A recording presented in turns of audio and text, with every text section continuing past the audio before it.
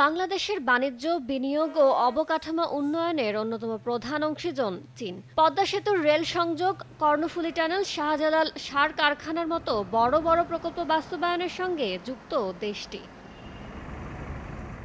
এবারে মংলা বন্দরে আধুনিকায়ন সহ আরও কিছু উন্নয়ন কর্মকাণ্ডের জন্য প্রধান উপদেষ্টার চীন সফরে ৮টি সমঝোতা স্মারক সই হতে পারে। দেশটির সঙ্গে বাণিজ্য ও বিনিয়োগ বাড়ানোর ওপর জোর দিচ্ছেন এই অর্থনীতিবিদ। সবগুলো খাতেই কিন্তু আমার মনে হয় যে চীনের সঙ্গে সহযোগিতা বাড়ানোর অনেক সম্ভাবনা রয়েছে।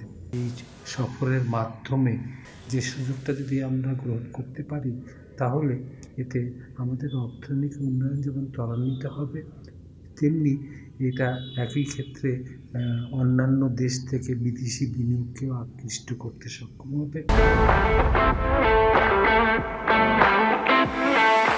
অবকাঠামো উন্নয়নের বড় সহযোগী চীনের দেয়া ঋণ অনুদানের প্রতিশ্রুতির স্থিতি দাঁড়িয়েছে $10.46 বিলিয়ন।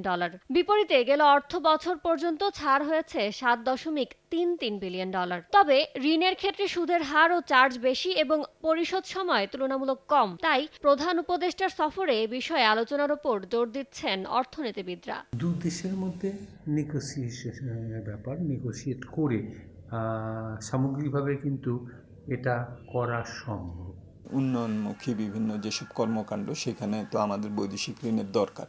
তো সেটাও আমরা হয়তো চীনের সাথে আলাপ আলোচনা করব এবং সেখানেও শর্তটা যাতে শিথিল থাকে সে ব্যাপারেও বাংলাদেশের একটা আগ্রহ থাকবে। তারা বলেন, বিদেশি ঋণের টাকায় প্রকল্প শুরুর আগে তা অর্থনৈতিকভাবে কতটা লাভজনক হবে সে বিষয়ে পুঙ্খানুপুঙ্খ বিশ্লেষণ করে নিতে হবে। ইয়ানুর শিফাত, সময় সংবাদ, ঢাকা।